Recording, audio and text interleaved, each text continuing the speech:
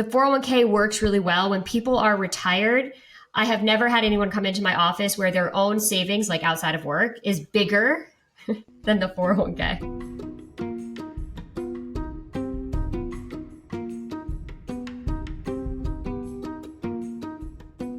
Hello, and welcome to Financials Podcast Future Rich. I am your host, Barbara Ginty, and I am here with my guest today, Sarah. Hi, Sarah. Hi, how are you? Good. Welcome to the show. Thanks. You're one of our first guests of 2024. I know. I'm so excited. I've been listening to every episode. So. Oh my gosh, really? Yeah. It's so funny because we get the statistics and obviously people listen, which is why we've been doing it for 6 years. But it always still blows my mind that it's not like my best friend or something. Yeah. I love it. Okay, well, then you know the drill. Do you want to tell us your age, where you're from, what you do, all of that jazz? Yeah. So I'm 30 years old. I live in Denver, Colorado, and I'm married, just recently married. I just started a new job back in November. I'm a project manager at a renewable energy development company. Oh, wow. And when did you get married? We officially signed the papers like a month ago, but we actually have our wedding in France in 2 weeks. Oh my God, that sounds incredible. Where in France? In Chamonix. Is it a ski wedding? It is, yeah. So him and I met in Breckenridge, Colorado. We were both being ski bums up there. And so that's kind of been a solid thread throughout our relationship. So we're like, let's do a ski wedding. That's what I did. So that has a special place in my heart. That's amazing. Oh, but you will, you know, because you signed the papers in 2023, you will be filing as married filing joint for 2023. Yes. Okay. Yes. I'm excited for the tax breaks. The government does love a married filing joint tax bracket. Yes. It's popular. Very good. And then how old is your husband and what does your husband do? He's also 30, and he works at a ski and snowboard company as like a salesperson. Perfect. And then the fun part, what do you make and what does he make since you will be married filing joint? So I make $120,000 a year, and Amazing. He's, I think, at about $50,000 a year. And this is a new salary band for you, correct? Yes, yeah. So previously I was making $80,000. So it was a huge jump for me, and I was very excited about that. And That's amazing. And they're also offering a bonus up to 20%. Oh, wow. Which I didn't have previously. So it could be almost like double what I previously made with the bonus. How did you double your salary? I have a lot of connections that I've kept up with in my industry. And so I actually followed a previous boss to this new company. And Smart. She has been very successful in her career. So I've kind of latched onto her like a barnacle and been following her around. Honestly, that's a great strategy because as she moves up, she'll just bring you up with her, right? Exactly. Yeah. I feel like she's kind of taken me under her wing. So I've lucked out with that. That's fantastic. I've always been a big believer that networking is critical in your career and can be almost a better return on investment than sometimes in higher education, depending on the role. Yeah. Yeah. It's definitely all my jobs I've gotten have been through networking. So I'm like a huge proponent of it. Me too. I usually you've probably heard on the podcast, but sometimes people go to school, back to school. They don't know why, but they're like, I'm going to go back to school just to make more money. I'm like, why don't you go to some networking events first and let's see if you can make some more money like by making a good connection. So that's fantastic. Yeah. All right. So then why don't we talk about where you are? I have submission and then I also have a spreadsheet. Yes. Which is great. Okay. So you have checking, savings, you have an emergency fund, you have some investments, you have a 401k, two 401ks, IRA. And then let's talk about, you have a mortgage. So you bought a house, which is great. You're in an expensive area as well. Yeah, we lucked out. We're we're a little outside of like Denver proper, but we lucked out finding a pretty reasonable house last December. And we've been in love with it. But we did have to move 2 days after Christmas. So that was the caveat. We packed all of Christmas last year because the market tanked and we were like, let's just do it. No, that was a smart move. Just to, if you could get a good deal, because it's hard to get deals. Yeah. So your biweekly pay, your gross, so thank you for breaking this down so clearly, is $4,615. Then you're putting in $276 in the 401k, $100 for insurance, it's health insurance, I presume. Yes. You have your taxes. So your net then biweekly is a bit over basically 3,100. Then you take 1,000 out monthly for the emergency fund, or biweekly. So 2,000 monthly for the emergency fund, which is fantastic. And then you put 350 into a brokerage account, and then you have left over 1,722. And so monthly you have left over 3,400, give or take. And then that's where I'm assuming food. I don't know if I saw that. Oh, here, yeah, other expenses. So you have the mortgage, which is roughly 1,700, gas at 120, utilities 185, groceries at 400, restaurants and bars at 300, coffee shops. Yeah, you were one of the first to line item that. I like that. Yeah. I found that I was like using a substantial amount at times for coffee shops because I just love to go and sit in a coffee shop. So I was like, I'm just going to like allocate money to that. Yeah, I think it's a great idea. That's an experience that you like. And so it should be aligned. Like if you got your nails done, it would be like a line, right? So yeah. So $30 for coffee shops, shopping 300, home improvement 100, pet supplies 20, medical 200, and then the gym. So your total expenses are 3,400, and your monthly expenses, and you do what I like to call budgeting backwards, in that you save first and then you pay your expenses, which I really like. So that works out to be 3,400. So it about matches. Yeah. So do you pay the whole mortgage then?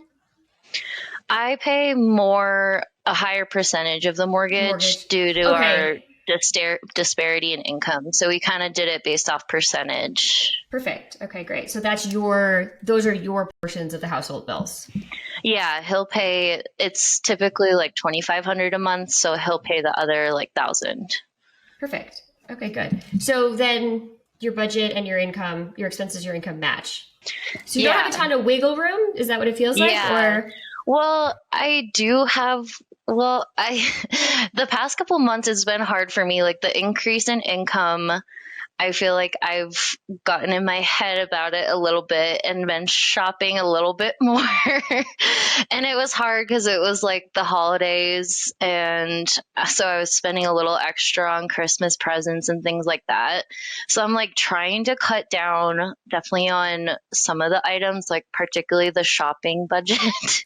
I'm like, I don't think I need to be shopping that much. But you're also saving $2,700 outside of your 401k. Yeah. And that's kind of where my questions come in is like, since we just bought this house, we bought it with the plan of like eventually finishing the basement. Right now it's a 2-bedroom, a 1-bathroom, but in the basement, there's like a half finished room and a toilet just in the middle of the basement. A toilet?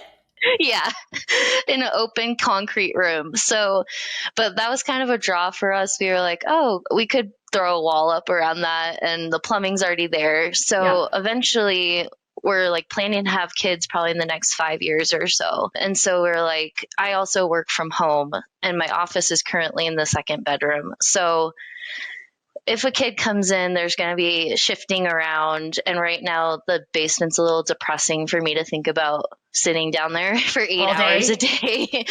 Yeah. So our plan is to eventually finish that basement. And so that's one of my big goals is to try to figure out what the smartest way to save for that is.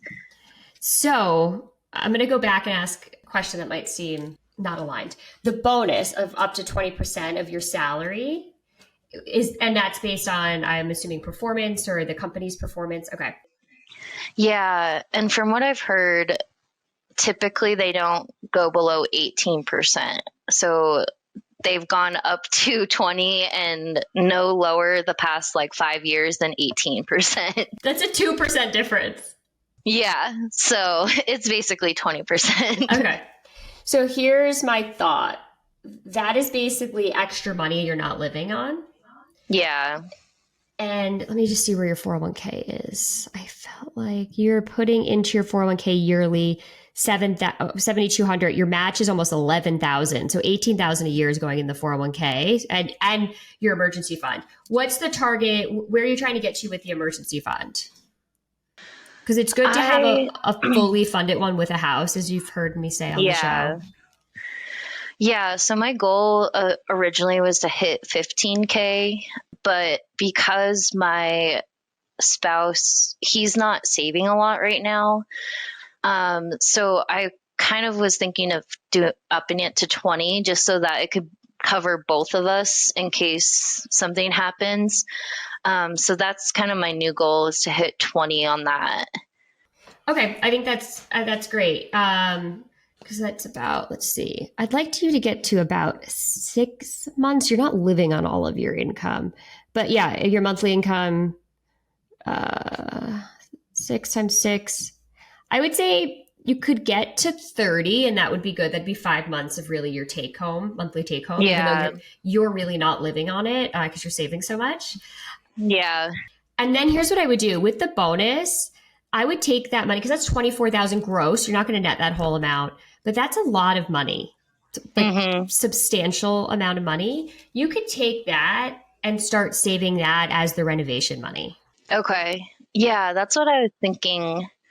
It's just, so since I started in November, I won't get it until probably March of 2025. And I'm like such an impatient person. I'm like that. I can't wait for it to hit my account. I got to start saving now. But I will get it hopefully in March of next year. Because then let's just say you net around 16,000 of it, give or take 17,000, maybe a bit less, but let's call it 15. Then over 2 years, there's another 30. With where you're going with your emergency fund now, you're going to hit that. You're going to hit 26,000 in a year. Or 24,000 in a year. It looks like you've started a bit earlier. Yeah. When you got the raise. And then once you hit that, you can add that too, also to the renovation budget, because you're probably going to need more than 30,000. Yeah. I've been trying to figure out, like, Googling estimates of what it will cost, but I feel like it's so difficult to gauge. It is difficult to gauge, and it depends if you'll do some of the work yourself. Like if you're going to do, like maybe your husband will do some of the sheetrocking or you'll do some of the painting. There's ways to cut the cost with it. But let's just say, so in 2 years, you save both of those bonuses. Like you get 30,000 from that. By the end of this year, you should be close to having a fully funded emergency fund, maybe go a little bit longer on that. And let's just say we do take 12 months of that times another 2,000, right? There's another 24. That gets you to 54,000 for the renovation project. Yeah. In 24 months. Yeah. That's a lot of money. Yeah. And even if it goes out one more year, even if you wait, I would wait as long to stock away as much money as you can. Make sure you're doing a great job on the 401k, using the bonuses to like do property improvement. Because then in year 4, if you have a kid, it's going to stay expensive. Yeah, exactly. And then your budget kind of stays the same. And then you're not doing an emergency fund, you're not paying for renovation. Then you have extra money for childcare and those additional expenses. Yeah. Because would you be doing daycare? That is something I'm not sure of yet. Okay. We're kind of in the thick of those conversations, and my husband's thinking about trying to make a career change because we keep saying, like, if the salary's not more than the daycare costs, then it's not going to be worth it. So right. It probably won't be. Yeah. So he's kind of looking into that. But he's also open to being a stay-at-home dad. So we're trying to figure that out. Okay. Because then what I was thinking is then, like, and that's where the numbers would come into play. And it's, this is future planning, but perfect for future rich. But you're saving with $2,700 a month. So in the next 2 to 3 years, if you can continue to do that and pay for your renovation, get a fully funded emergency fund. If he loses, or gives up his income in order to be a stay-at-home parent because the costs don't make sense, then you would pick up the additional expenses of the household, but you already have that in your budget. Yeah. Yeah. So that's good. That makes me feel a little bit better because I just feel like with a one income household, I envision making a lot more for that one income or needing a lot more. Well, the good thing is you have a reasonable mortgage, right? And if rates go down, you can refi. Yeah, that's true. You also will probably continue to earn more money, hopefully, especially if it sounds like your boss is a good person to be aligned with. Yeah. And so your income could go up, but you're on the right path of being in the 401k, saving for an emergency fund. You're saving additionally, and your expenses are reasonable. Okay. Yeah, the 401k, I feel like I got a later start on that. I took like probably the first 5 years of my 20s and just did fun stuff. So I wasn't saving anything. And I was wondering what you were thinking about, like if it's worth trying to max it out or. I'm on the fence about putting more into that than into the brokerage, right? Because your brokerage is after tax. And, I'm a big fan of retirement. Yeah. What was your reasoning for adding the brokerage versus upping the 401k? The brokerage was kind of going to be part of that like housing renovation fund if I needed it. Okay. I wanted to keep it a little more accessible. So here's what I would do. If in my mind, if you're going to need money 2 to 3 years out, you shouldn't be putting it in the market. Okay. Because let's go back in history. Market's going up, 2019, 2020, we go down slightly for a very short period of time. Then we go back up. 2021, great year. 2022 falls off a cliff. Yeah. If that's the year you're doing your renovation, your budget could have just been cut by 20 to 25% because it was invested. Okay. Yeah. So you don't only want to do 75% of the basement because of the market. Yeah. You want to do the whole thing. Yeah. So what I would do is I would save it, and you could do a high yield savings account or CDs. And then if you definitively know it's not going to be for at least 36 months, you usually want to have around 4 years, in my opinion, 3 to 4 years where you can stay in the market, and the flexibility to say, if the market's down, we are not doing the renovation. We're going to wait till the market recovers. Yeah. Not everyone's comfortable making that decision. Yeah. That you're going to wait till the market's in a good spot before you do your renovation. So it's a lot at play there.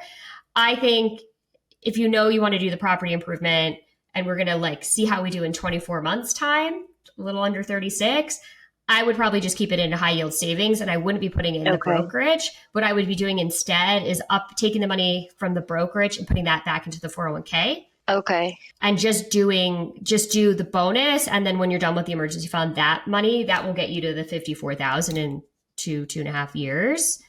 Yeah. And I would do that instead. And then you're upping your 401k and catching up a bit. You're still very young, I want to say. Yeah. The 401k works really well when people are retired.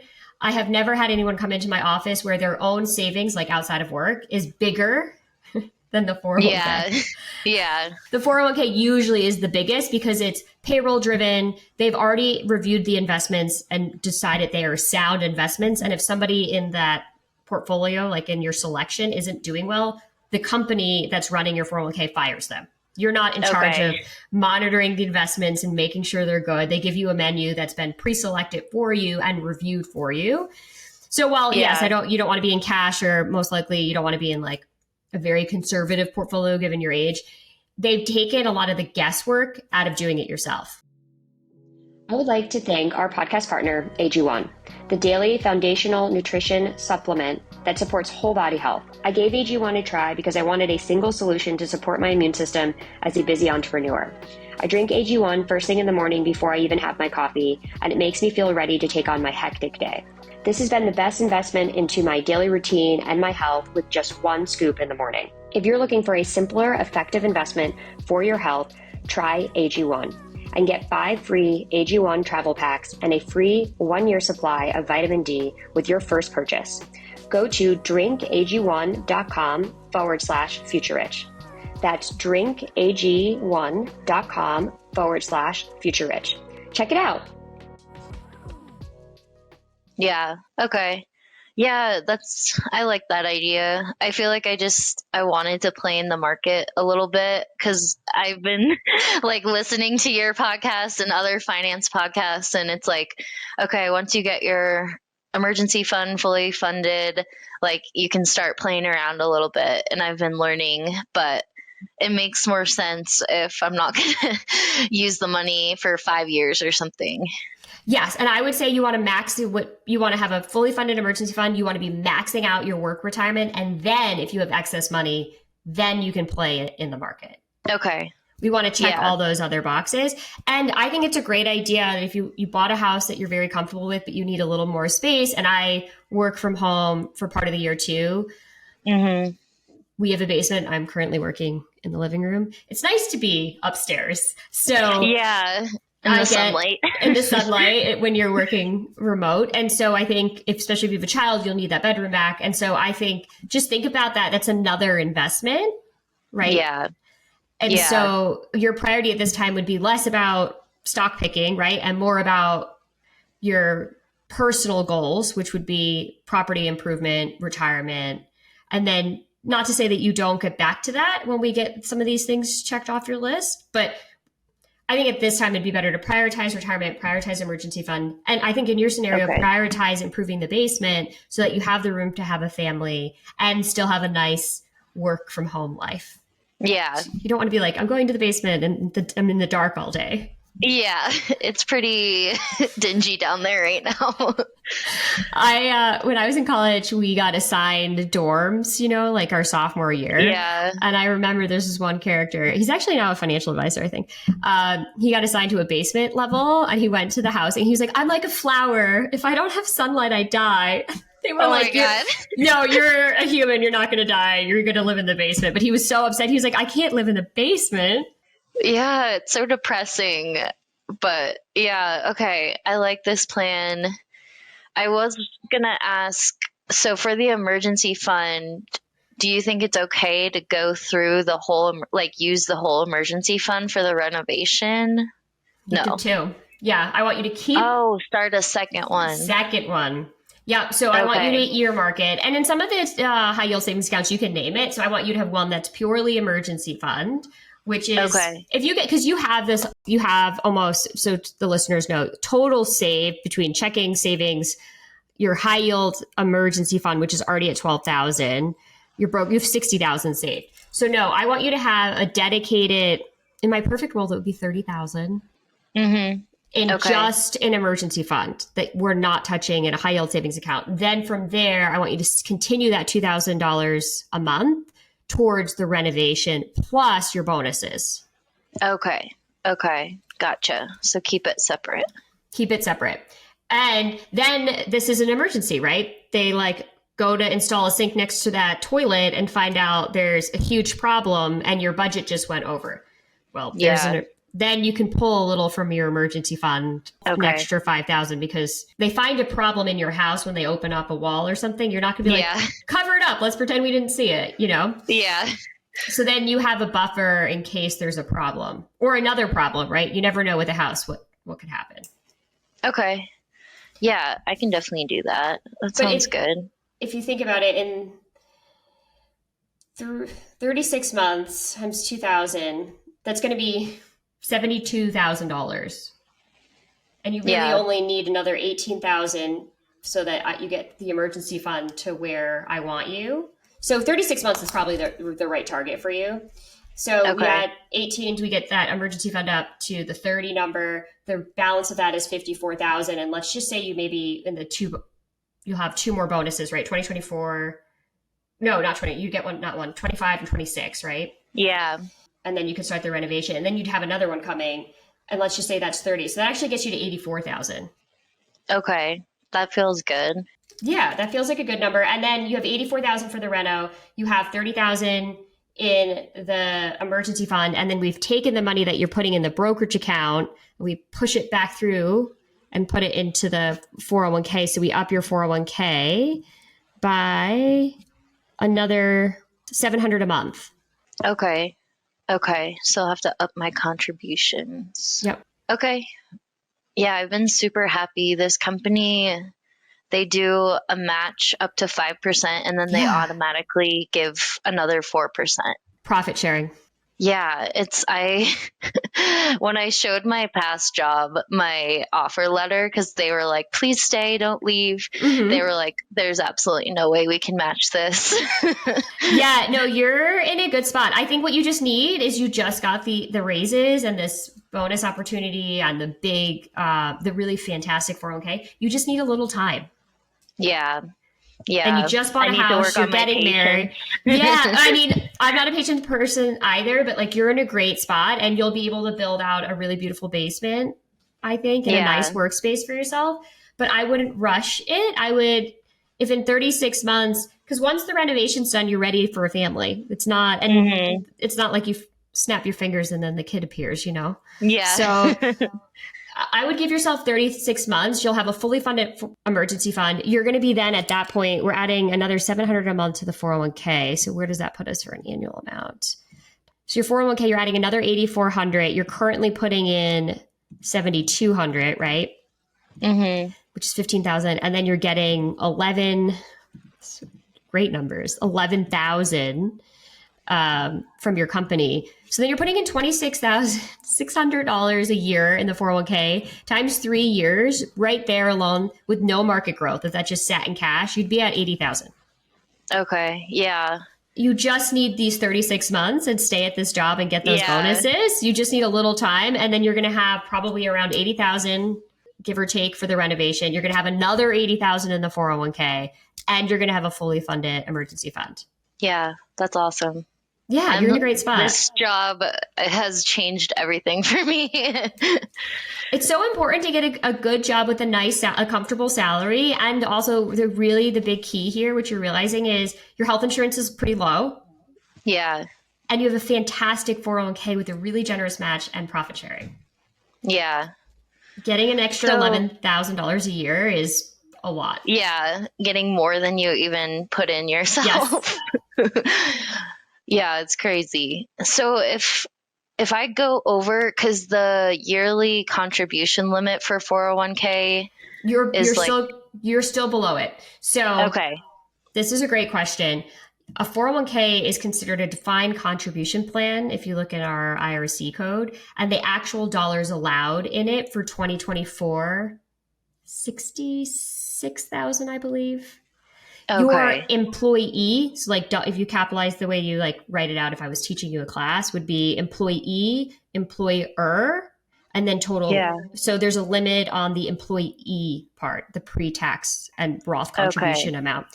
But you can do more than that. So because your employer match is so high with the profit sharing, they're filling up the allowable dollars, but you're not going to be maxing out yours. You're going to be around 15,500, 1,600, or 16,000, somewhere around there. Your limit is higher. And so you're not maxing that out. That's okay, because the company's putting so much in. But yeah, there's a defined contribution limit. So you don't have to worry about that. Okay. Yeah, that makes more sense. I wasn't sure if it was like in total, you couldn't put more than like, I've heard 24,000 or something like that. Yes. And that is, I'm just trying to look up the number here. I should have these. It's so hard to memorize all the numbers because they change every year. I think it's 66,000. Your limit, yes, I believe for 2024, your personal limit as the employee. Oh, actually, you know what? It's 69,000 for the year. Okay.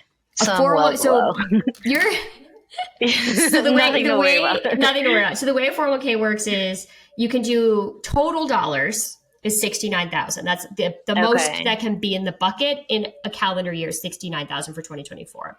Then they break down what type of dollars are allowed, and then there's other limits. So the max limit 69. Your personal limit as the employee of the company is 24. Okay. Then there's the employee match. And then there's a portion that this is a little more complicated. In addition to that, to bring you to that 69 is called the non-deductible dollar. We won't get into that for today. Yeah. But you're not exceeding the allowable dollars are okay in your plan, and you're not, because it's mainly being filled up by the company. You're doing a good amount, but the company's putting in a lot, and you're not hitting your personal limit. Okay. Awesome. Sounds good. I know they're a lot more complicated than they look. the Yeah. plans. And I just hear limit and I'm like, okay, that's a limit for me. One other thing, I don't know if you have experience with like a giant jump in salary, but like it's been, like I said, it's been kind of like a psychological game for me. I'm like, okay, yes, I have a lot more now, but like I'm trying really hard to not keep my, like, not let my expenses get super inflated. But I find myself being like, oh, well, I have a little more, like, treat yourself. I did something similar when I think it was a 40% raise. It was very lowly paid my first year out of college. I think what you're doing is really smart, that you're saving first and then you're letting it spend. I agree that you've worked hard to get to this position. It's the most money you've made. You should treat yourself here and there. But I think the key to being successful long term with your finances is not having that lifestyle creep. Because Yeah. then you talked about maybe your husband staying home to take care of a child. That will be expensive. If Yeah. What I will tell you, having watched people and obviously meeting with thousands of people for my job, Yeah. is it is easier to move up in income and move your lifestyle up. It is, I would say, much more traumatic to move your lifestyle down. It is a harder pill to Yeah. swallow, and it's harder to make those adjustments because they feel cutting something out of your life is harder than like adding it like adding it temporarily, or saying like I'm going to add my budget for coffee shops to $60 a month because I like to go sit there on Sunday afternoons and read my book. That's fine. That's not a huge lifestyle creep, right? If you all of a Yeah. sudden add in a $400 a month expense and then we go and have a child and you have to cut that, the psychology behind stepping down is harder. And I think, especially given that you want to make some big lifestyle changes in the future, I would try and stay where you are because you haven't changed your lifestyle dramatically. What you've done is just change your savings. And if you make these short, in my opinion, you're making a short-term sacrifice, right? You have never Yeah. lived on the money. Once you live on the Yeah. money, it will be very hard to go back to not having it, because that's what will happen Yeah. with daycare or your stay-at-home husband. Like, those will be big changes. So I would encourage you to treat yourself incrementally, do nice things. It doesn't have to be a huge change income wise to make some little changes and treat yourself. And if you go off one month and the wedding's more expensive than you planned, that's fine. Just try to always come back to the numbers you came up with because they're good. Okay. And then what will happen is, because you make these smart decisions now, at a certain point, you'll be like, wow, the 401k is doing great. I've even added more to my emergency fund. The renovation's done and I got another raise. Then Yeah. you could take it, right? You could treat yourself Okay. more and say, okay, I don't need to save this percentage. I'm going to add $1,000 back into my budget, or 50.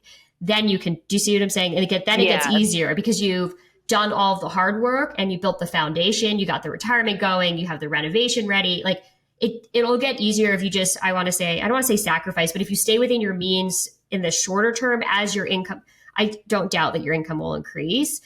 Then it'll be easier to put it into your actual lifestyle. Okay. Yeah, I've honestly considered like making like a vision board or something that I have to look at, because I'm like, I would. how do I remind myself that this basement renovation is important? It's just like a long-term goal. So it's like, it's not at the forefront of my mind. Yeah, and that's the thing you have to remind yourself, is that because you could say the goal is my husband and I want to go travel to a new, and that, I mean, I don't think you'd spend 84,000, but Yeah. I would do a vision board. And I'm really a firm believer, and maybe because this is how I've lived my life, is I always lived below my means. And I'm Yeah. older, I'm 39, but I don't have to anymore because I did all of that work early.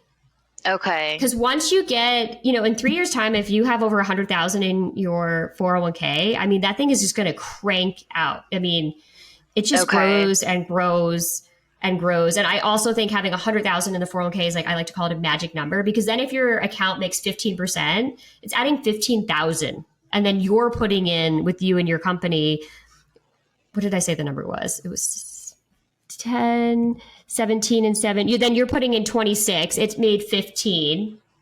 The numbers get crazy. Then it gets to 200 out of nowhere. And you're just like, how did that happen? Okay. Yeah, that makes me feel good, because I have honestly, like, my husband, spent like 3 years living up in Breckenridge, just ski bumming it and not making any money. And now that I'm 30, I'm like, oh my God, I'm so behind on retirement. Like, what were you doing? No, but you had those great experiences. So that's why I think if you just hang here with your budget and save diligently for the next 36 months, you're going to move the needle significantly. And the thing is, you can never buy back the time of putting $25,000 into your 401k at 30 years old. Like you can't buy that. Like you can increase your lifestyle and then try and play catch up for the next 20. But if you can just buckle down for 3, maybe, and you continue that savings ratio till 35, I mean, someone starting at 35 will have to do so much more to catch you. Okay. So I would do a vision board with 100,000 for the 401k as that target, because then you're really going to start it cranking. You're going to start seeing the returns on that plus your contribution. And the goal is to get it up to like where the earnings on it are more than your contributions. That's really magic. But the first number is 100,000, and then you really start to see the power of compounding of interest. And I would put the renovation down on your vision board, and then some whatever else you want. But then you know what you're working towards. Yeah. Okay. Yeah, I love this. I'm super excited. Me too. I want to have you back on in like 3 years and see where you are. Yeah. I'll be like, I have a beautiful basement. I also want to see these pictures from your wedding. Do you follow us on Instagram? I haven't been on Instagram recently. I'm kind of doing like a social media detox, but I'll go back on and I'll send them to you guys so that you can share. Okay, I would love that, because I don't know if you can. Do you see the ski pictures up there? I can't see them super well. I just see like outlines. But where did you guys have your wedding? I did something like you. We split it up. We just split it up 4 months apart. So we did our Catholic ceremony up at Alta in Utah. Oh, yeah. Okay. In the middle of a massive storm. They had like 900 inches. We got married in the middle of a massive storm. And we got so lucky because they interlodged like a day later. Oh, wow. That must have been beautiful. It was amazing. I'm like so happy I did it because I got a little bit of heat. People were like, you're going to have 2 weddings. And I was like, yes, I am. Yeah. I have 2 weddings. Waited a long time to get married. I'm going to do it the way I want to. And then we did our reception and everything in July. Oh, awesome. That's really fun. Alta's beautiful. Great. I love it. Yeah, so. I'm so excited. Our ceremony's like at the top of this cable car.